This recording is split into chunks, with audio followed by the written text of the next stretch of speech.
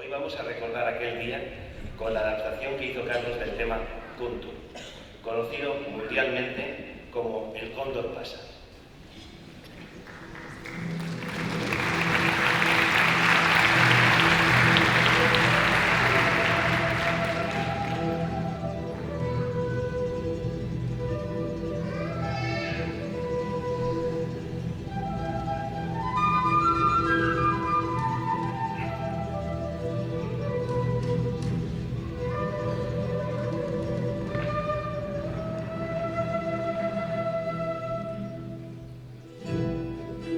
Esta es la canción, el último encuentro librado por los guerreros incas al retirarse de los conquistadores para hacerles frente en el árido terreno de las montañas.